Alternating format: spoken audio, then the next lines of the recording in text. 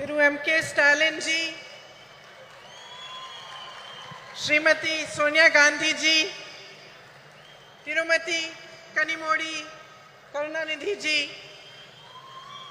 Srimati Mehbooba Mufti ji, Srimati Subhasini Ali ji, Srimati Supriya Sule ji, Srimati Lacey Singh ji, Srimati Annie Raja ji, Srimati Rakhi Bidlan ji, Srimati Dimple Yadav ji, Sushmita Dev ji. It is an honor for me to be here today to commemorate the 100th birthday of Thiru K. Karunanidhi and share the stage on this special meeting for women with all of you. 32 years ago, on the darkest night of my life, I first set foot on this land of Tamil Nadu.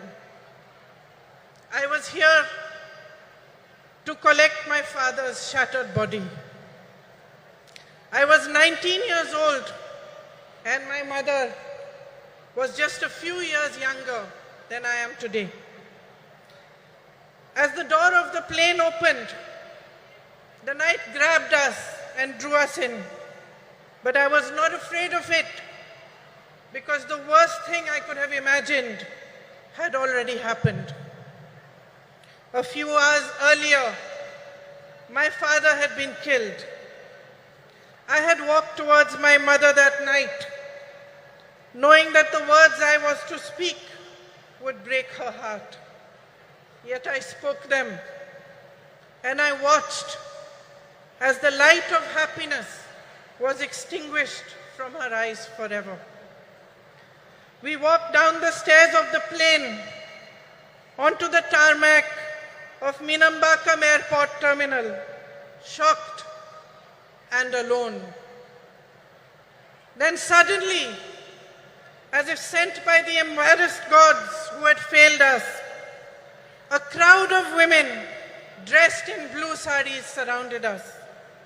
They were ladies who worked at the airport. They held my mother in their arms and cried inconsolably with her as if they were all my mothers, as if they too had lost their beloved.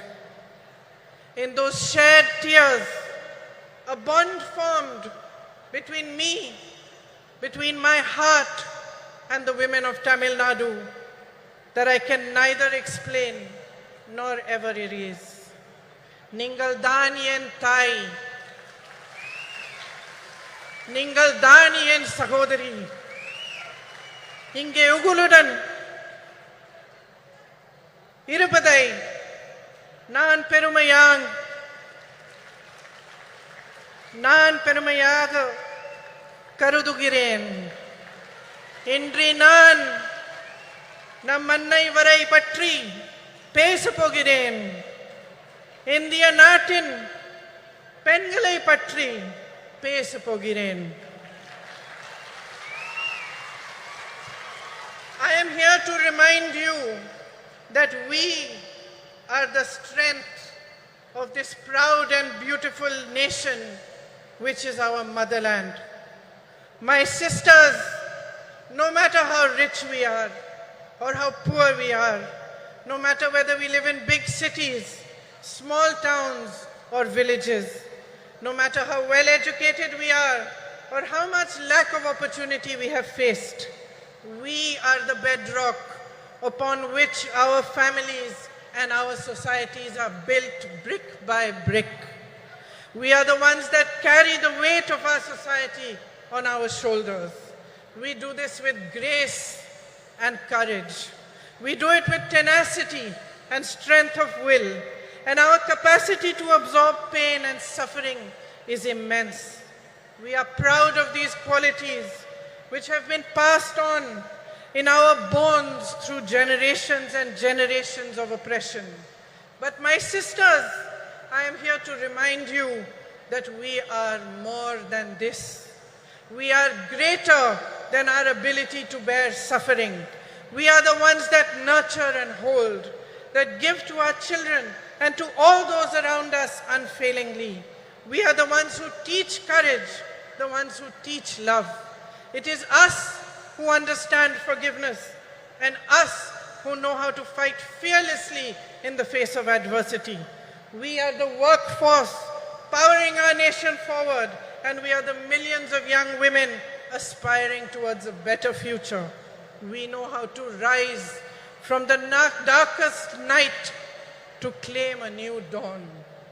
We have a light within each one of us that is capable of shining brighter than the sun, but that light has never been allowed the freedom and joy to shine in its fullness. It was almost 100 years ago that Tandai Periyar asked, "Peniyen, Adimai Anal," why were women enslaved? Then he answered this question in a series of revolutionary essays in which he wrote about the economic and social enslavement of women.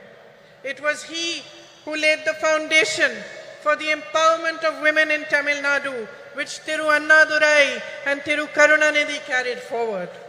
My sisters, this empowered you, the women of Tamil Nadu, to show the way of emancipation and progress to the rest of India.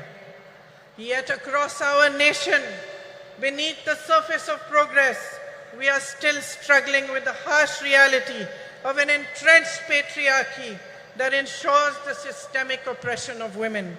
In fact, almost a century after Tandai Periyar's essays were published, that same question looms large before us.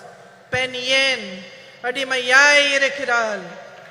Why are women still enslaved? And although I do not have the stature, nor the experience, and the wisdom of Tandai Periyar, my answer is this. I am a woman. We have been taught generation after generation after generation to cede our power to others. We have been taught to talk softly. We have been taught to step aside, to be ashamed of honoring our essence, to take care of everyone else before we show compassion towards ourselves. And unfortunately, my sisters, we have learned these lessons only too well. So well that we have continued to pass them down. We have learned to define ourselves through the eyes of the hierarchy that was instilled in us. And by doing so, we have allowed and enabled our own oppression. We ourselves have forgotten that the root of discrimination of any kind, whether it is based on color, creed, caste, or gender, is an inability to honor the truth that equality and personal dignity are neither a privilege nor a gift, but a natural endowment of life. Today, there is much talk about empowerment, as every political party begins to realize that women can become a formidable collective force that shapes our nation's future. But they still look towards us with greed. Greed for votes and the greed to capture our power and use it to keep us down. On your behalf today, my sisters, I demand more. I demand that we own our power. On your behalf, I demand the immediate implementation of the Women's Reservation Bill. We, the women of India, have no more time to waste. It is our right to be counted in the political process. I demand that our worth is valued and respected as a political instrument for our own empowerment. I demand that we put an end to the glorification of our tolerance for injustices which are committed against us day after day after day. I demand the rejection of any system, societal, religious, or political, which thrives on our oppression and forces us to collude with it.